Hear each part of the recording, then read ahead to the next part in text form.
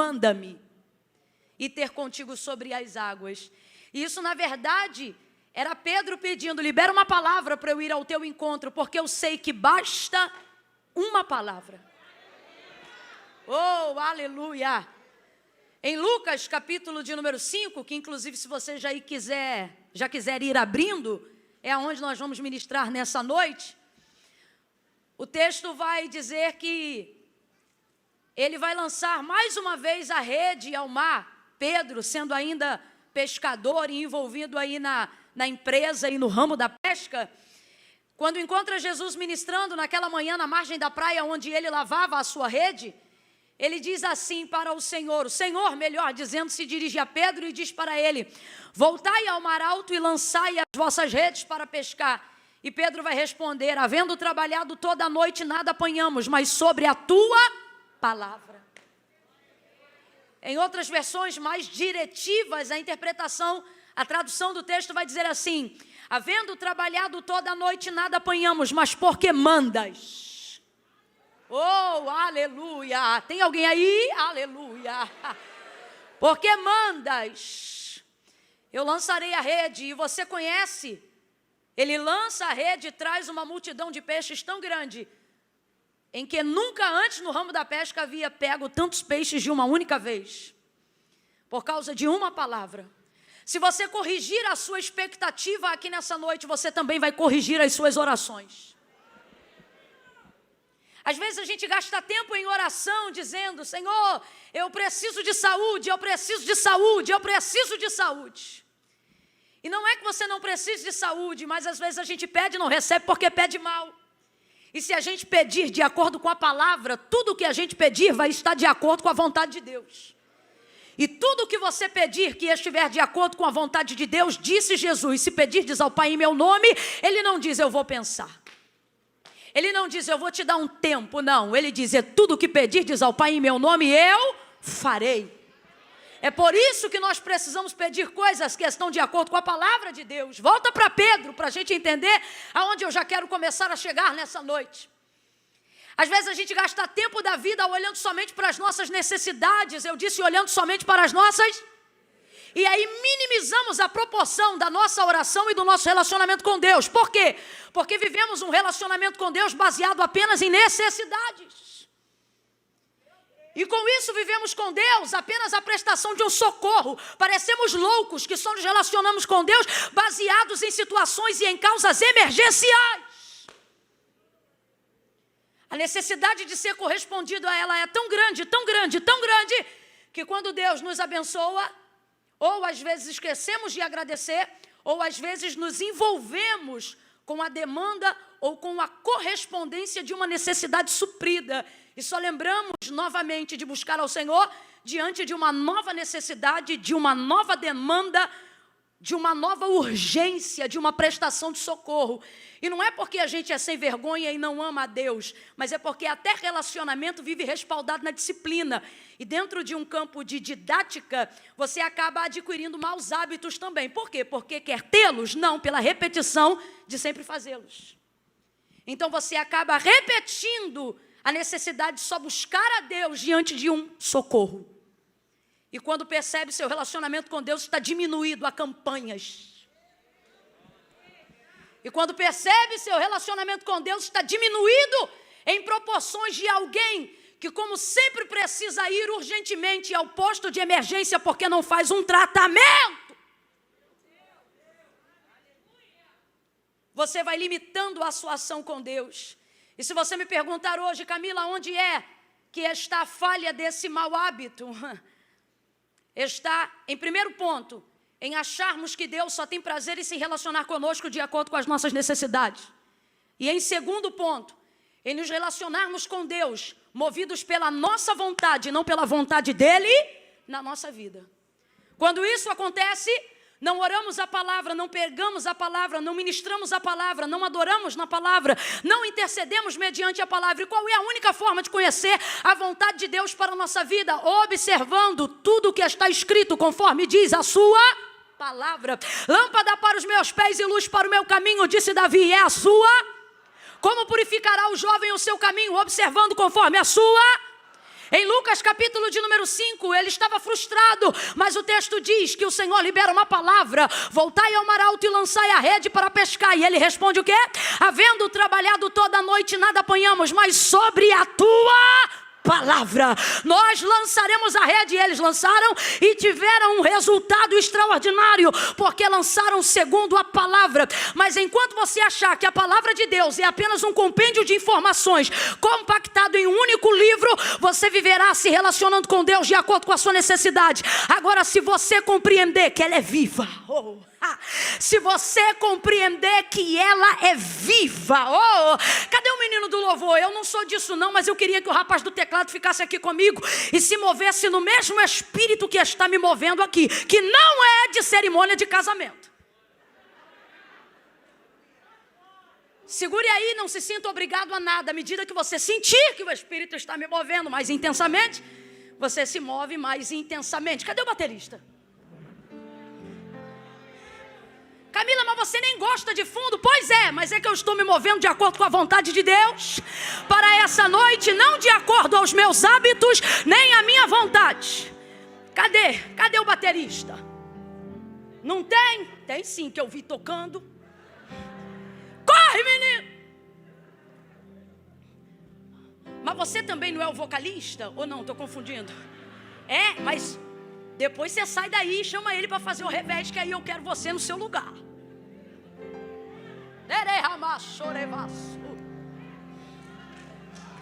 Você diz, não, escute isso aqui. Escute isso aqui. Não se mova pela sua emoção nessa noite, somente pela palavra. Segure aí. Depois, mais à frente, você vai ver a expressão do que eu coloquei aqui. Pedro numa tempestade, suspeitando do Senhor ser um fantasma. Segure um pouquinho, não é toda hora, de vez em quando. A gente vai se desenrolar até o final. Ele diz, se és tu mesmo, manda-me. Por quê? Porque a referência que ele tem de Jesus é de alguém que executa obras miraculosas pelo poder da palavra. Por isso que a fé vem pelo ouvir e o ouvir da fé não é emocional, fé não é sensorial. Fé é conhecimento na palavra. A única maneira de embasar uma fé forte, uma fé eficaz, uma fé útil. De que me adianta, gente? Uma sensação de fé que me faz chorar no domingo, mas não me move na segunda-feira. De que me adianta uma sensação de autoestima e de coisas positivas num domingo à noite, se nada muda na minha semana seguinte? E aí eu te explico. É porque essa fé é uma fé baseada em sensações, em estímulos humanos. Então precisamos começar a chegar a essa compreensão.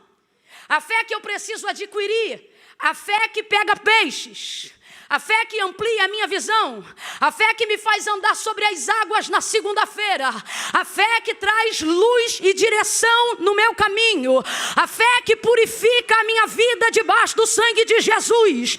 É uma fé consciente, não é uma fé irracional. Por isso disse Paulo, vamos apresentar ao Senhor os nossos cultos. Quais? Emocionais, não racionais. Ele está dizendo, fale o que vocês sabem e vivam o que vocês compartilham. Profetize o que vocês querem viver e vivam de acordo com aquilo que vocês estão profetizando. É uma fé relacional, é uma fé que te envolve de maneira consciente. Não precisa tocar em ninguém, mas olhe para alguém e diga, a fé não sente. Não, tá fraco, diga, a fé não sente. Não, ainda tá fraco, Camila, que a gente é batista, mas chamou assembleiana, então vai aprender a gritar hoje ainda. Olha para alguém e diga, a fé não sente. A fé sabe, a minha fé não anda de acordo com o que eu sinto, a minha fé anda de acordo com o que eu sei, de acordo com o que a palavra de Deus me diz.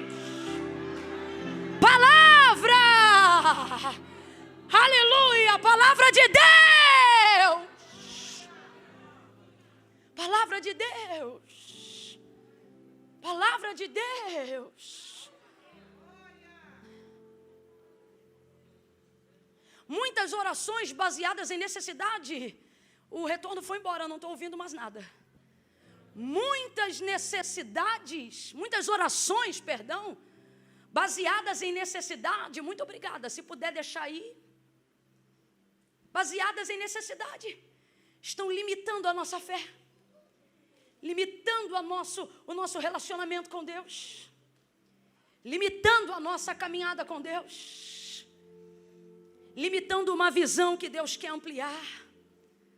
Eu vou contar de 1 a 3 e quando eu disser 3, você vai olhar para alguém e vai dizer para essa pessoa: o que Deus tem é grande. Calma que eu não contei até 3 ainda. Quando eu disser 3, você vai olhar para alguém e vai dizer: o que Deus tem é grande. E aí você vai repetir para o outro e vai dizer: é grande. É 1, é 2, é 3. Libera, vai. Vira para o outro, repete: é grande. É grande. Deus é grande, Deus é grande. Deus é grande e fará coisas grandes. Uou! Você não vai caminhar de acordo com os seus sentimentos. Você vai caminhar de acordo com o que a palavra de Deus te diz. De acordo com o que a palavra de Deus te diz. A palavra de Deus te diz. Você não vai caminhar de acordo com a expectativa que sua mãe colocou em você apenas. Você não vai caminhar para cumprir apenas expectativas terrenas. Você vai corresponder uma palavra que foi liberada sobre a tua cabeça. Oh! Camila, por que você está dizendo isso? Porque Deus falou comigo que nesta noite, pastora Marileia, Ele falou comigo: eu trouxe aqui neste lugar pessoas que precisam ter a sua visão amplificada. Oh, Ramassúria. A visão que Deus vai te entregar, o cenário que Deus vai pintar diante de você, Ele traz em cada ponto e em cada detalhe aquilo que Deus tem para colocar na sua mão. Camila, ainda não entendi. Vai entender. Deus não colocará diante da sua visão nada que Ele não colocar ou debaixo dos seus pés ou na palma da sua mão. Eu vou repetir porque isso é profético. Quem acredita no profético, levanta a mão e começa a tomar posse. Deus está dizendo: se você for capaz de ver, será capaz de conquistar. Se você for capaz de ver, será capaz de tomar posse. Se você for capaz de imaginar do lado de dentro, eu te darei capacidade para construir do lado de fora. Se você acreditar do lado de dentro, eu vou projetar do lado de fora. Quem acredita?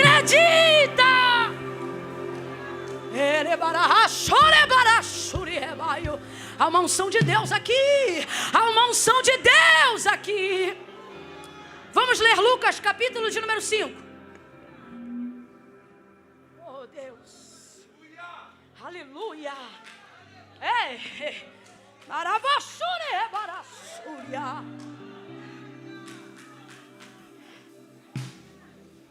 Gente, eu ia falar dos meus materiais, mas não quero interromper esse momento falando ponto a ponto deles.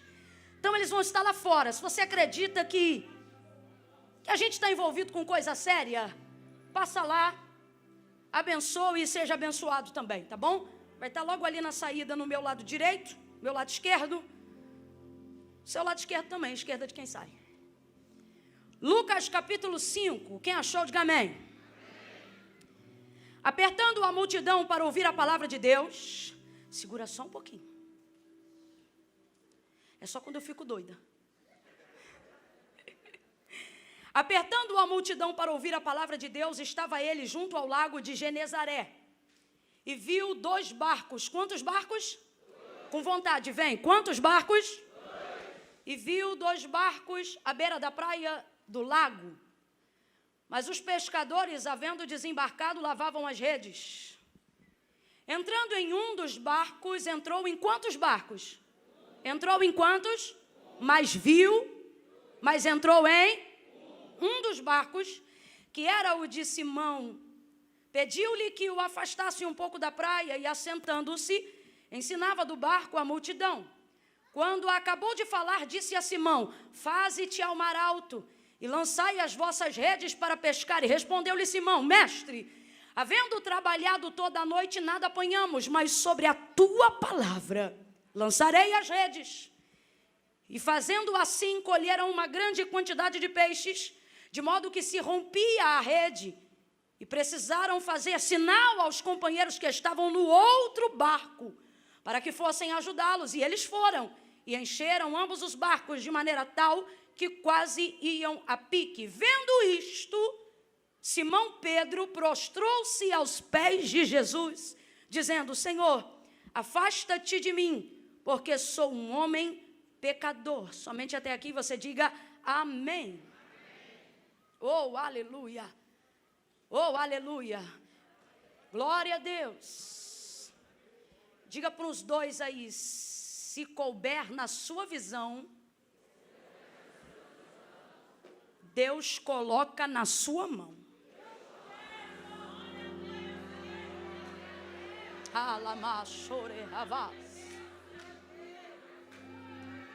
Pedro está vivendo um momento, é literalmente apenas isso. Isso não vai arruinar a empresa dele. Um dia frustrado, um dia em que a maré não está para peixe, não vai destruir as economias dele. É um dia perdido? Aparentemente sim, é um dia perdido. É um dia triste? É um dia triste. Quem é que gosta de trabalhar, né? E voltar sem o resultado da aplicação e da entrega do seu trabalho? Absolutamente ninguém. Agora, você acha que o vendedor ambulante para de vender no dia que ele volta para casa, em um dia, não vende nada? Claro que não. É o que ele faz. No outro dia, ele vai lá e faz tudo de novo, com uma nova expectativa, acreditando de maneira diferente. Então, eu quero que você compreenda uma das principais motivações de por que Jesus realizou esse grande milagre. A priori, ele não está ali para fazer somente milagres. Mas a priori, acima de tudo, ele está ali para chamar a Pedro. E no caminho para a chamada de Pedro, há a operação de milagres.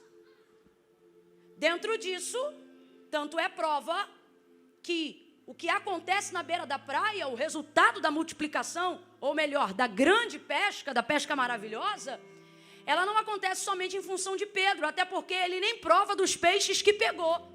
Aquilo ali fica para a própria multidão que achegou-se à praia junto com Jesus para ouvir a ministração daquela manhã. Quem está comigo, diga amém. Mas Jesus vai chegando ali e ministra uma palavra. Só que você já começa a entender qual é a motivação de Jesus para a execução desse milagre já na chegada. Jesus chega ali e vê 2 barcos. Quantos barcos? 2 barcos.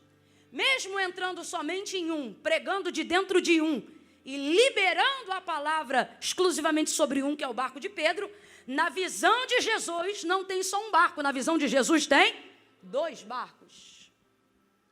Pedro está lavando as redes, vem chegando Jesus, ele está limpando a rede, está triste, mas isso não vai abalar a sua atividade. O que vai abalar a sua atividade é a visão que Jesus coloca em Pedro. A primeira coisa, então, que precisamos entender é que milagre não é movido somente por necessidade. Camila, mas necessidade projeta milagre? Projeta, mas isso não é via de regra. Você não pode ver o Senhor correspondendo à demanda e uma necessidade de alguém e acreditar que Deus só opere baseado em necessidade. A nossa mente está tão limitada para a operação de milagres extraordinários que acreditamos que Deus só faz milagre para quem precisa. Começamos sutilmente a desenvolver esse tipo de pensamento que esbarra na motivação da nossa fé. E é por isso que, como eu disse lá no início, antes da leitura do texto, começamos a limitar o nosso relacionamento com Deus. E se tudo que temos vem de Deus, se limitamos o nosso relacionamento com Deus, também limitamos a operação do que Deus tem para fazer na minha vida ou através de mim. E aonde existe essa limitação?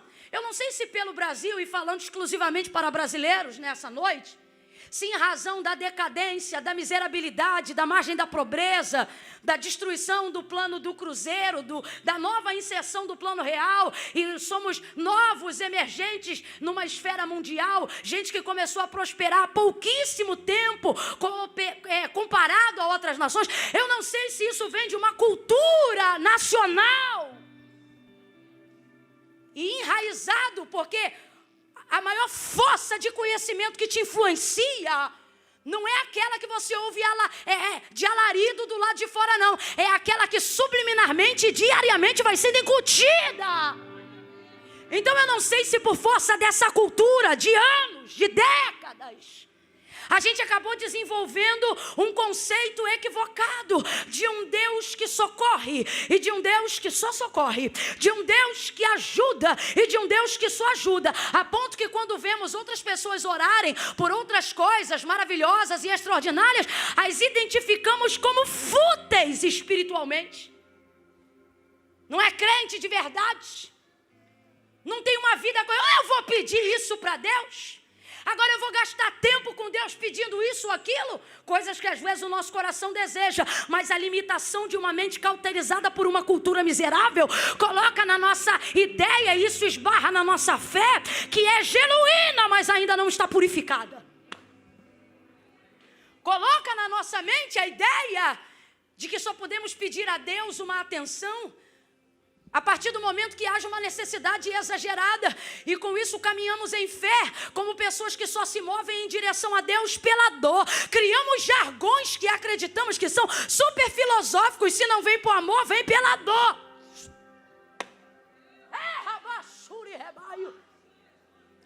Por causa dessa cadeia mental que a gente desenvolveu, por causa de um pai que só te paga um salário mínimo e você, sem perceber, transmite isso no seu relacionamento com Deus. Por causa de um homem que engravidou a sua mãe e quando você viu que ela teve que te educar sozinha, sem perceber, por mais que você ame ao Senhor com interesse de coração, ainda não aprendeu quem de fato e de verdade Ele é na sua vida. A nossa visão paterna é de um pai que só supre necessidades, porque viemos de uma visão limitada, de um pai que já paga pensão ser maravilhoso, de um pai que vê final de semana já ser ótimo, então que só incomodemos ao Senhor diante de necessidades severas, porque essa é a nossa referência. Mas Deus está curando gente hoje aqui, está dizendo: eu não sou o seu pai da terra. Camila, ainda não entendi, vai entender. Para o melhor pai que alguém já teve na terra, ele pode ser um bom pai, mas soberanamente ele é um progenitor. Para quem teve o pior pai da terra e diz: Camila, que referência eu tenho de pai? Do pai que apenas engravidou a minha mãe? Deus está olhando para alguém aqui hoje e Ele está dizendo por intermédio da sua palavra, Ele está dizendo: qualquer um que tenha te criado pode ser no máximo teu progenitor. Agora comigo você vai aprender o que é relacionar-se com um pai. Deus vai manifestar a paternidade dele sobre a vida de gente aqui. E você vai começar a entender que ele não é um Deus que se preocupa apenas com as suas necessidades. E não é a irmã Camila que está falando isso, é o que a palavra diz. Jesus vai ensinar sobre isso rapidamente aos seus discípulos. E ele diz assim: olha, eu não quero vocês ansiosos por coisa alguma. E aí você fica pensando, qual é o nível de ansiedade dos discípulos? O mesmo nível de ansiedade de quem trabalha para comer, da pessoa que depende diariamente de tudo para viver. E qual é o pensamento dessa pessoa? Ter uma mansão? Não, ela quer comer, vestir e viver bem. Essa é a ostentação de alguém que depende do que faz para viver. E aí olha o que Jesus vai dizer: eu não quero vocês ansiosos dizendo o que comeremos e o que beberemos.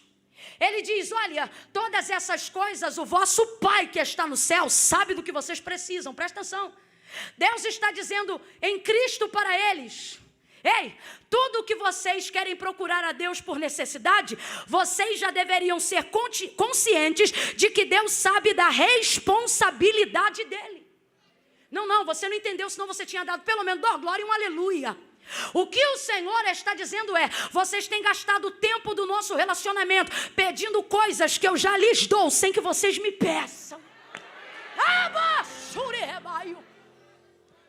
Provisão de necessidade imediata. urgência no socorro. É bem verdade que Ele é o meu refúgio, é bem verdade que Ele é o meu libertador, mas soberanamente acima de todas as coisas, Deus quer revelar a sua paternidade para aqueles que o amam. E um pai faz mais do que pagar contas, um pai faz mais do que matricular na escola. Um pai ama, abraça, coloca a sensação de pertencimento e faz do seu filho um herdeiro. Olha para alguém e diga: eu tenho pai, eu tenho pai, eu tenho pai. Quando alguém perguntar quem é seu pai, responda que Deus é o seu pai. É claro que eu estou falando, irmãos, num prisma espiritual. Quem está entendendo, diga amém. Não me venha para cá com a sua teologia cética. Pai dos órfãos, juiz das viúvas. Você já parou para pensar? Oh, galeria tá ligada, diga glória a Deus. Você já parou para pensar que tudo que existe e tudo que há foram criados por Deus? Quem entende isso, diga amém. Agora vai ouvindo isso aí. Se Deus desse voz à lua, verbal como a nossa, a lua jamais poderia se referir de nenhuma outra forma ao Senhor, senão Senhor Criador. Alguém já começou a entender? Se o Senhor desse voz ao sol, o sol se inclinaria diante da majestade de Deus e diria para ele: seja adorado meu Criador. Vamos agora para a classe angelical. Aqueles que não pecam, querubins ungidos, arcanjos consagrados. Imagine aí agora os anjos que estão ao redor dele. Vamos para mais além. Os 24 anciãos que cercam o trono de sua glória. Quando eles se reportam ao Senhor, eles precisam dizer: santo, santo, santo é o Senhor dos exércitos. Eles podem e devem chamar a Deus de santo. Eles podem e devem chamar a Deus de Senhor. Agora, pecador de carne e osso, falho, porém contrito, que nem eu e você, disse Pedro sanguíneo toda a vida, ensina-nos a orar como ensinou também João Batista aos seus discípulos. Aí Jesus olha para eles, e eu imagino Pedro pensando: vamos chamá-lo de santo? Vamos chamá-lo de criador? Vamos chamá-lo de soberano? Aí ele diz: não, entra no quarto, fecha a porta e diga: Pai, Pai, Pai, Pai, Pai nosso que está no céu. Olha de novo para alguém, porque Deus está resgatando a identidade de alguém hoje aqui e está dizendo: você tem pai. Diga: você tem pai, você tem pai.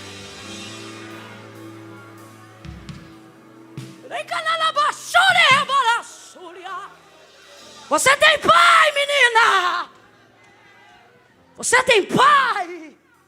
Meu irmão barbudo, varão que já tem filho, chefe da casa, parrudão, adulto, você que traz mazelas da sua infância, Deus te trouxe hoje aqui e Ele está dizendo: filho, lá fora você pode ser delegado, em casa você pode ser o cara, mas diante de mim você é filho, você é filho, você é meu filho.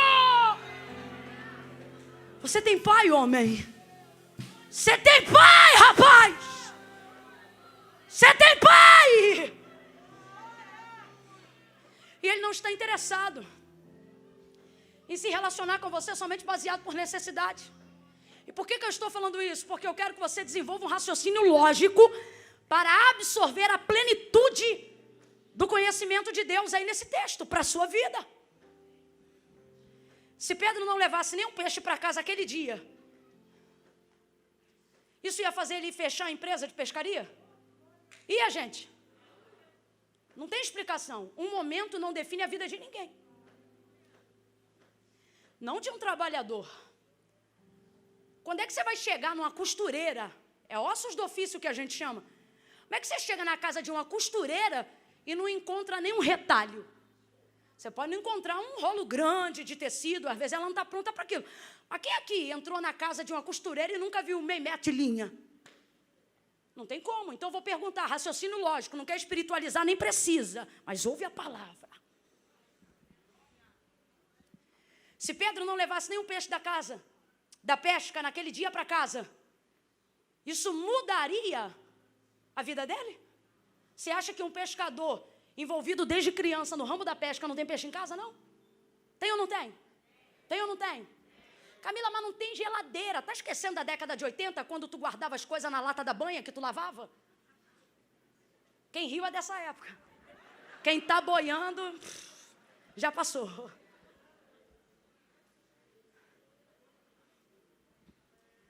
Lembra quando se salgava as coisas para ter preservação fora da geladeira? Então, resumindo, se Pedro não levasse para casa nenhum pedaço de peixe aquele dia, isso não mudaria a história da sua vida na pesca, porque com certeza ele teria peixes em casa ou teria acesso a outros peixes, uma vez que está numa atividade comercial e desenvolvida com seus colegas. Aí vem Jesus chegando na beira da praia, o homem está lavando as redes, está triste? Tá frustrado? Tá chateado com aquele dia? Tá! Mas a motivação de Jesus para a operação do milagre da pesca maravilhosa, veja, a epígrafe, que é o texto em negrito, a parte de cima, da maioria das Bíblias que tem a epígrafe, o texto em negrito, vai estar escrito no mínimo assim, a pesca maravilhosa. Qual é o nome? A pesca? Está escrito a pesca maravilhosa, não vai estar escrito a pesca necessária. Porque o que moveu a realização desse milagre extraordinário não foi uma necessidade, foi um chamado. E o que moveu, e é isso que eu quero elucidar, a minha mente enquanto falo, e a de todos que se propõem a ouvir, é que a gente tem que quebrar essa cauterização cultural de ideia e de mente, que Deus só age de acordo com as necessidades. Rapaz, você está me olhando aí e está pensando, está forçando na tecla. Estou forçando na tecla porque tem mente dura há muito tempo. A coisa é tão séria que a gente muda até a interpretação do texto sagrado para se adequar à nossa cultura. Vou dar um exemplo. A carta de Paulo aos Filipenses, no único momento que fala sobre a necessidade, ele diz assim, porque o meu Deus, segundo as suas riquezas, estou reproduzindo com fidelidade como está o texto, porque o meu Deus, segundo as suas riquezas, suprirá todas as nossas necessidades em glória por Cristo Jesus, nosso Senhor e Salvador. Você, de vez de ficar me olhando, né? Tá vendo que eu tô na luta, tô suando, tô acima do peso. Tá vendo que o tecido já agarrou no suor.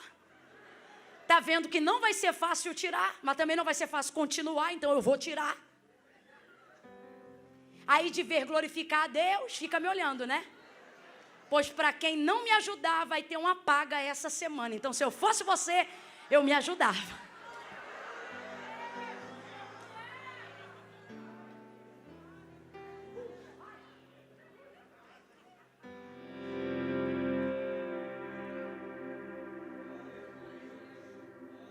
Porque eu não posso caminhar sobre a ideia de que necessidade é o que move milagre.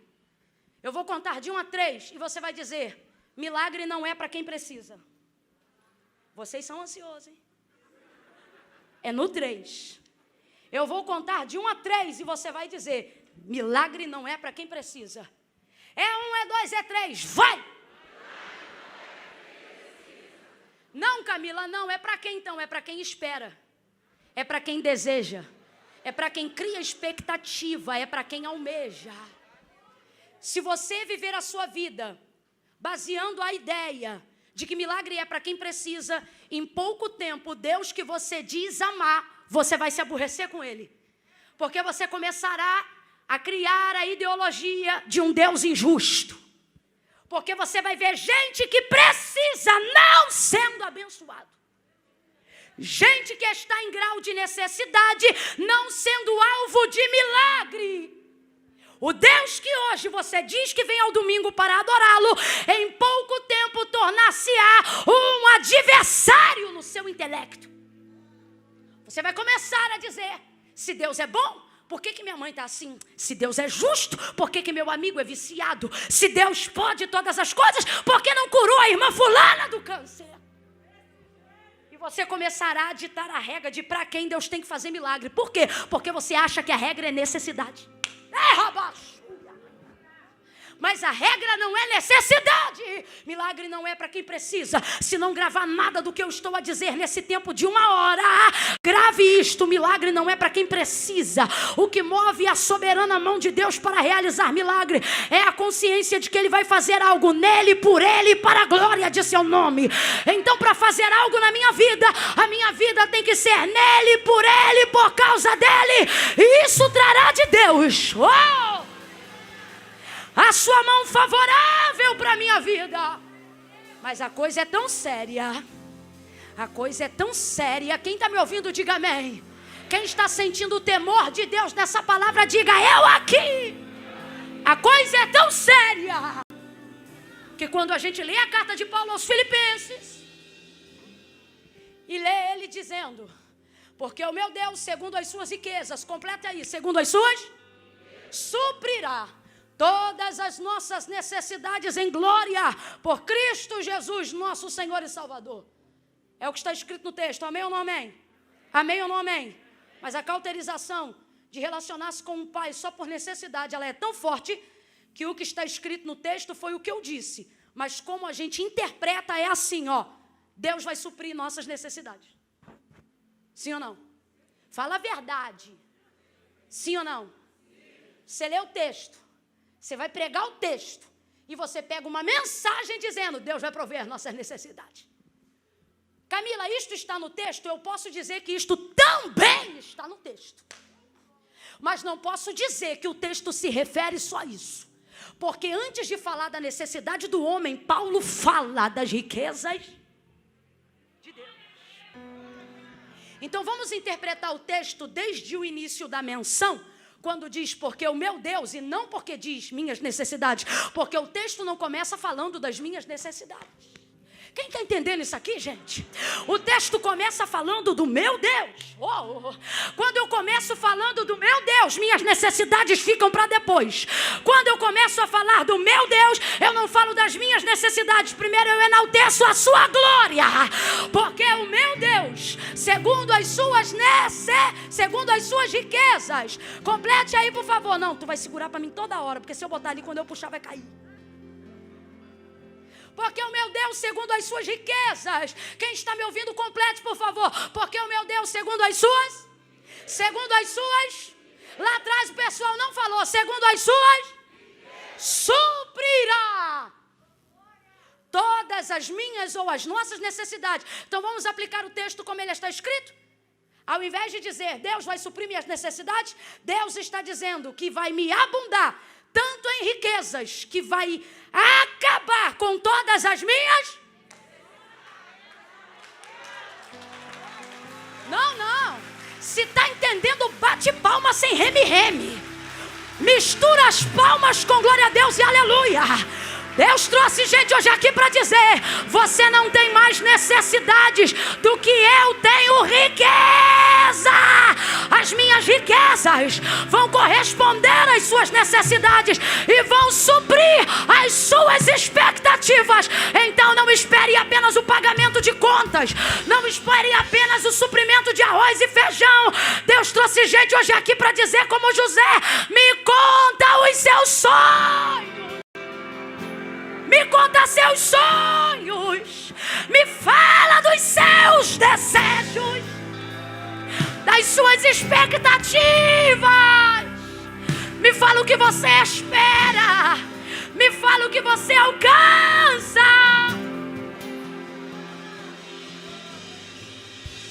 Alguém olha para alguma coisa que você deseja e diz, isso é fútil. Depende da perspectiva de quem vê. Camila, como Deus trabalha dessa maneira? Se é importante para você, pode ser fútil para o teu pastor, pode ser fútil para o pregador, pode ser fútil para o teu pai, mas se é importante para você, se tornará, através da sua busca, importante para o seu Deus. Eu vou pedir para você fazer algo que Deus está me mandando agora. Você vai colocar as duas mãos no coração.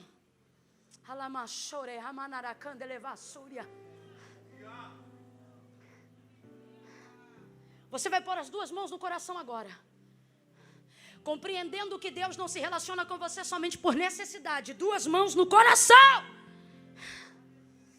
Traga aí agora as coisas que você sepultou, as coisas que você achou cara demais para conquistar. Agora saia do campo material, do campo das coisas. Não olhe para mim não, feche os olhos, que isso facilitará a organização dos seus pensamentos. Se tu crê, faz o que eu estou te dizendo.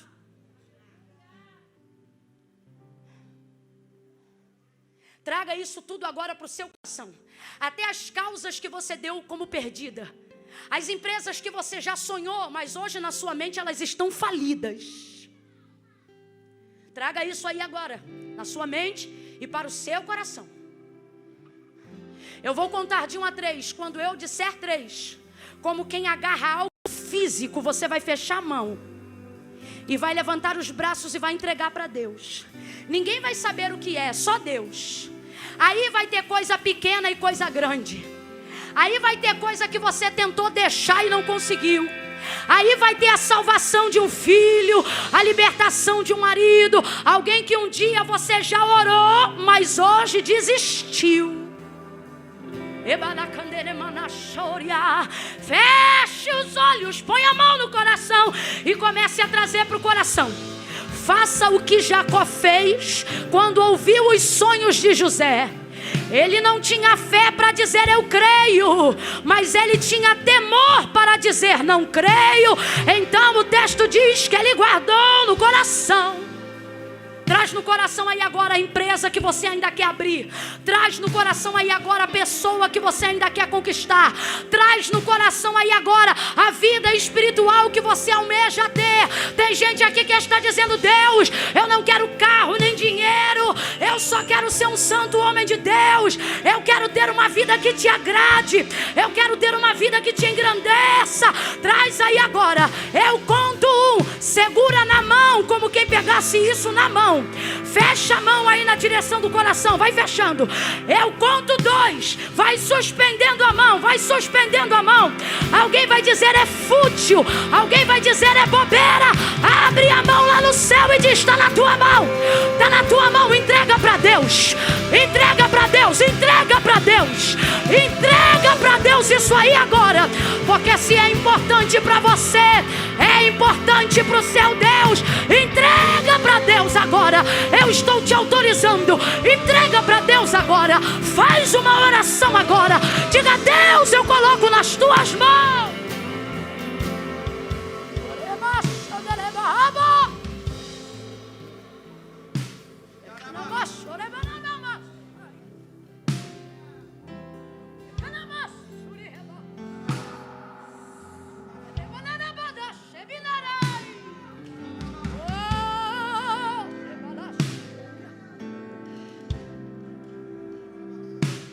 Ouça isso. O que vai corresponder à expectativa do milagre que você deseja viver não é a fé que eu tenho em você. Preste atenção, porque eu vou repetir. O que vai corresponder à expectativa do milagre que você deseja viver, vou repetir. O que vai corresponder, o que vai realizar, o que vai executar a expectativa do milagre que você almeja receber, não é a fé que eu tenho em você. Ora, se não é a fé que eu tenho em você, então você não pode depender do meu apoio e da minha animação para achar que só se a Camila aplaudir, só se a Camila te babar, só se a Camila te incentivar, só se a Marisângela botar a mão na tua cabeça, só se a irmã do caldo do azeite grosso te ungir, só se o pastor fulano de tal levantar uma palavra sobre você. Eu não sei quem você é, não sei aonde você mora, não sei quantos anos você tem, não conheço o fator RH do seu sangue, não sei o número da sua identidade, não sei do teu passado, não conheço o teu presente, sinceramente, não estou interessado em saber de tudo do seu futuro. Mas se você sentou aqui, e mesmo que o pregador não te conheça, o pastor não te conheça, mesmo que a igreja não te conheça, mesmo que você não tenha nenhum dom, nenhum talento, mesmo que ninguém saiba teu nome e sobrenome, Deus está dizendo: eu não dependo da fé da pregadora, não dependo da fé do pastor para fazer o milagre que você almeja. Eu não dependo da fé que alguém tem em você, eu só dependo da fé que você tem em mim, da fé que você tem em Deus. Adore, adore, adore.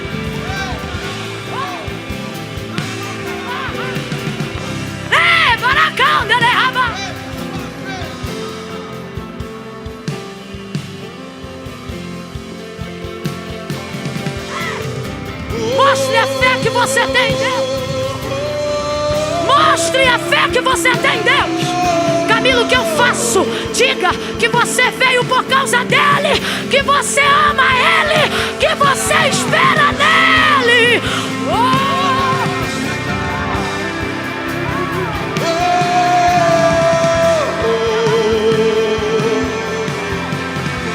Eu tenho um pai, eu tenho um pai.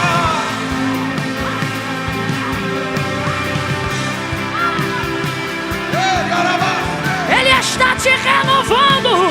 Ele está te renovando. Aleluia. Aleluia.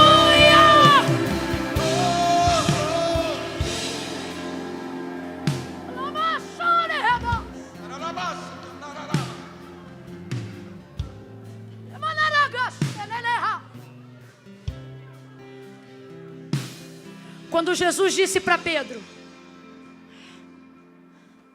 volta. Se a gente não tiver ligado, a gente quer de Deus uma palavra, a gente se dispõe a ouvir de Deus uma palavra, mas se a gente não tiver ligado, quando Deus fala, de vez de criar expectativa, a gente perde a pouca que tinha. Por quê? Porque às vezes a resposta da direção que Deus vai dar já começa com a palavra volta. E ninguém que está esperando de Deus um milagre quer ouvir um volta. Todo mundo quer ouvir um vai. Sim ou não? Irmão, mas tem Abraão que Deus diz vai. Mas às vezes para Pedro Deus diz. Agora posso te falar? Nada do que sai da boca de Deus deve te entristecer. Seja sim ou seja não. Seja vai ou seja volta. Por quê? Porque se ele diz vai, ele está dizendo já fui.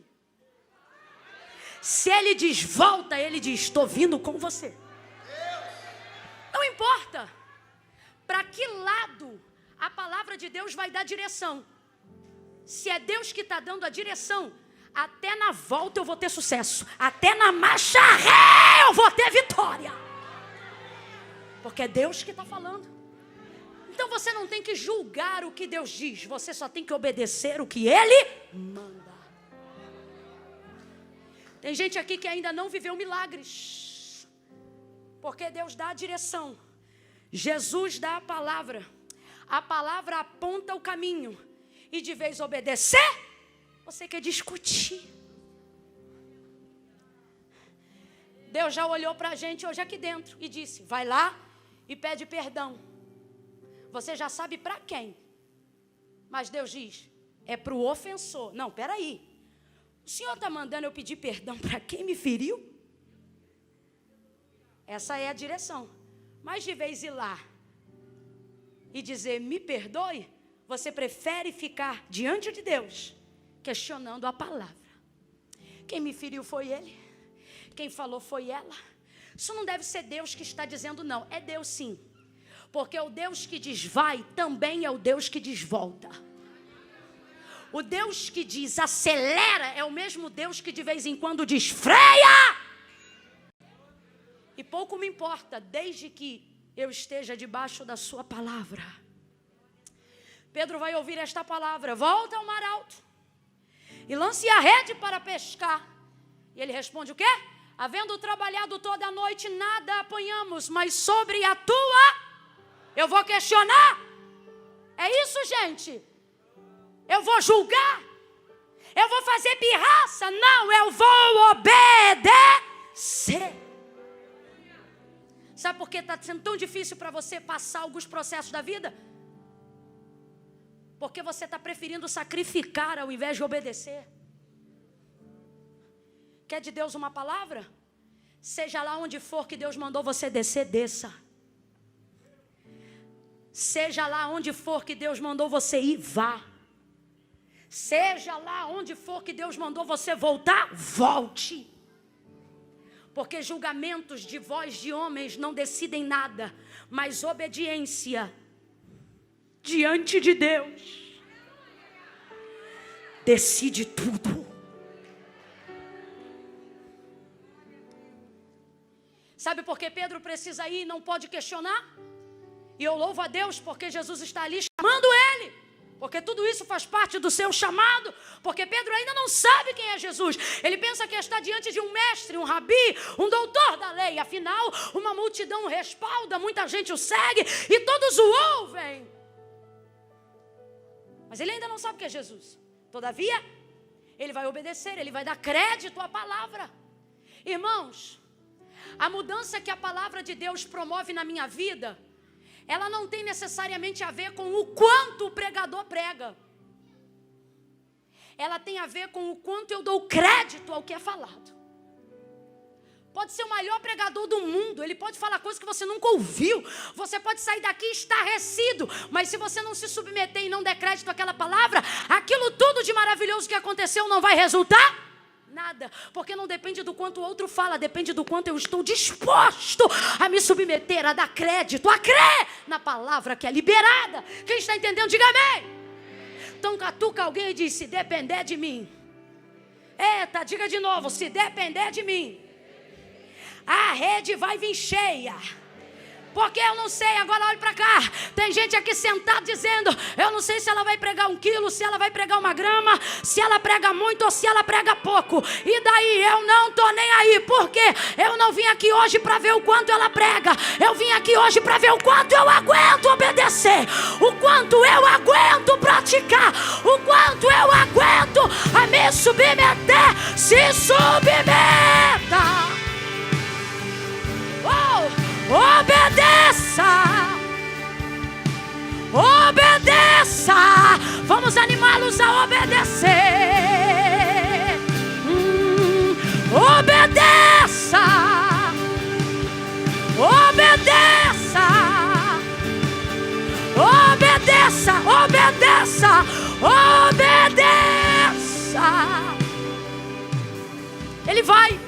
E sabe por que ele precisa ir? Porque tem gente ali com fome, mas em tese ele nem sabe. Por quê? Ele não sabe de onde esse povo veio, não sabe para onde esse povo vai. Posso te dizer mais? Ele não tem responsabilidade nenhuma de botar o barco dele para trabalhar em prol de um povo que nem é dele. Só que Jesus, e isso já me mostra porque que chamou a Pedro. Pedro é o tipo de pessoa que põe ao serviço o seu barco, mesmo que seja para não ganhar peixe só para ele. É como se ele dissesse: não tenho nada com esse povo, mas porque mandas, tu tens a palavra, eu tenho o barco, então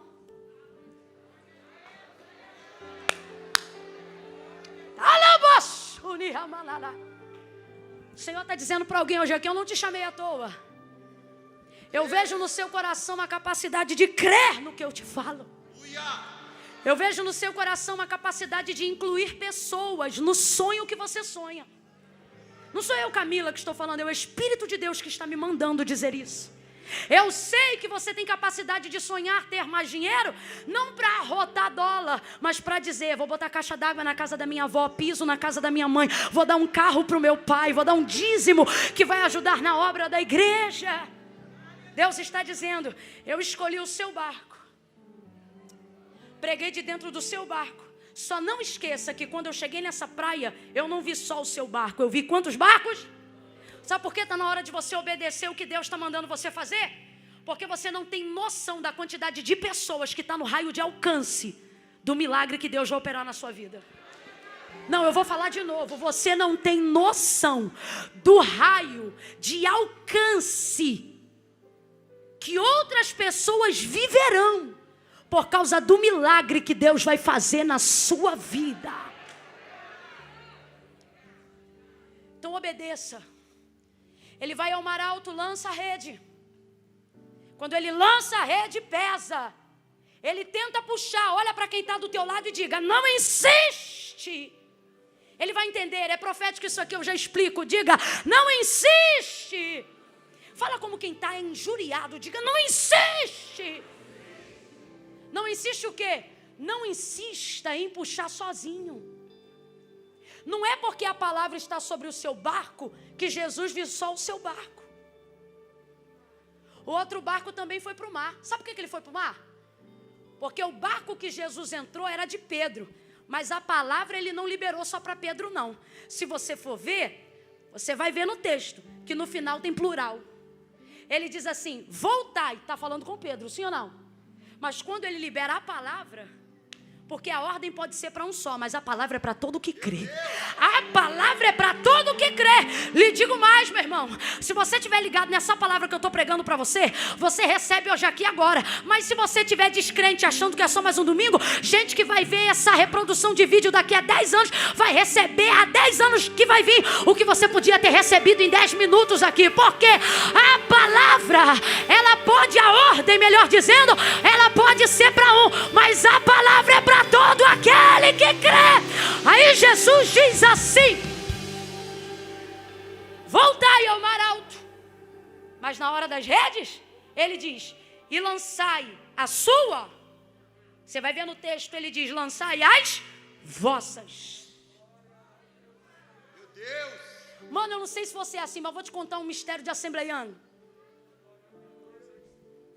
Rapaz, a gente é tão efusivo, que às vezes a gente até viaja no protocolo. Vou te explicar. Às vezes Deus levanta um profeta para liberar uma profecia ou uma palavra profética sobre a vida de alguém. O profeta vai lá, bota a mão no ombro da pessoa, enche o cabelo da pessoa de perdigoto, libera uma palavra. Dependendo do crente que está perto, de quem está recebendo a palavra profética, se ela não for diretiva e pessoal, a gente é tão doido que vê Deus profetizando para o outro e chora, como se estivesse falando com a gente. E no final do culto ainda cabe a gente dizer, menina, Deus falou comigo. Quando? Quando estava falando com o outro. Tu tem que ver, porque tudo que Deus entregou para ele serve. Aí você diz, é loucura, depende. Porque o que alguns chamam de loucura, Deus diz, é poder. É poder. Aí vai da perspectiva da fé de cada um. Por que eu estou dizendo isso? Deus quer abrir mais o raio de atuação do milagre que Ele vai fazer na sua vida. Mas enquanto você mantém a ideia de que tudo é só sobre você, tem gente deixando de receber o que Deus quer que eles recebam só porque você não admite ser o canal.